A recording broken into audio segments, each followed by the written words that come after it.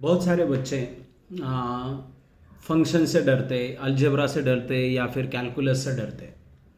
डरने की कोई बात नहीं, आपको ये समझना चाहिए कि अलजेब्रा में अगर दिक्कत है तो एग्जैक्टली कहाँ पे दिक्कत है, कैलकुलस में दिक्कत है तो कहाँ पे दिक्कत है। हम क्या करते हैं, जो जहाँ पे दिक्कत है ना उसको वो मान के छोड़ देते हैं उसी टॉपिक को, लेकिन उसका थोड़ा एनालिसिस नहीं करते। चलो कैलकुलस में गलती है या गलती हो रही है, दिक्कत है, तो एग्जैक्टली कहाँ पे दिक्कत हो रही है। डिफरेंशिएशन नहीं जम रहा है, इंटीग्रेशन नहीं जम रहा है। इंटीग्रेशन में 13 types of integration are there, तो कौन से टाइप का नहीं आ रहा है उसका थोड़ा डिटेल में एनालिसिस करो।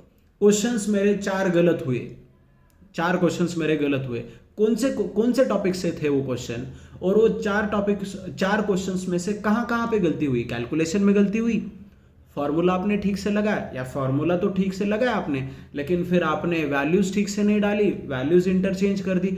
जो भी गलती कर रहे हो आप, उसका डिटेल में एनालिसिस जरूरी है। सिर्फ ये कहना कि मैंने 30 क्वेश्चन अटेम्प्ट किए, 25 सही हुए, 5 गलत हुए, 5 में से मुझे पता नहीं कैसे गलत हुए, कहाँ क्या गलत हुआ, आपको डिटेल में थोड़ा पीछे बैठ के देखना चाहिए कि क्या गलत हुआ क्या नहीं। ये डिटेल एनालिसिस नहीं करते और वहीं पे हम उस गलत वाले क्वेश्चंस का सिर्फ सॉल्यूशन देखते और आगे चलते। गलत हुए क्वेश्चंस का सॉल्यूशन देखते, आगे चलते, फिर नेक्स्ट एग्जाम, फिर नेक्स्ट टेस्ट। ऐसा नहीं होता है। आपका जो दिक्कत है, आपकी जो दिक्कत है, वहां पे आपको ठीक से देखना है कि क्या प्रॉब्लम आ रही है, एग्जैक्टली क्या प्रॉब्लम आ रही है। तो डिटेल में एनालिसिस जरूरी है और ये हर एक स्टूडेंट के लिए अलग अलग रहेगा। इसीलिए हम बच्चों को क्लास में बोलते हैं कि कंपेयर ना करें दूसरों को। कंपेयर इसलिए ना करें क्योंकि आप सेम एज के हो और सेम ही बुक्स पढ़ रहे, सेम ही टीचर्स पढ़ रहे, तो कंपेयर क्यों ना करें, ऐसा एक जनरल थॉट आता है। लेकिन जो बच्चों को 50 मार्क्स और सेकंड बच्चे को भी 50 मार्क्स मिले, दोनों के 50 कंपेयर करके देखो, अलग अलग क्वेश्चन सही आए हैं, अलग अलग क्वेश्चंस गलत हुए, अलग अलग क्वेश्चंस में निगेटिव मार्किंग हुई है।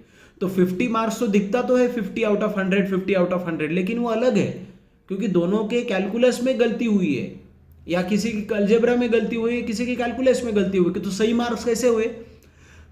सही मार्क्स तो नहीं हुए। इसलिए आपको कंपेयर नहीं करना है, आपको खुद को देखना है कि जो भी मैथ्स के टॉपिक्स है उसमें कहां पे एग्जैक्टली गलती आ रही है। ये एक बात हो गई।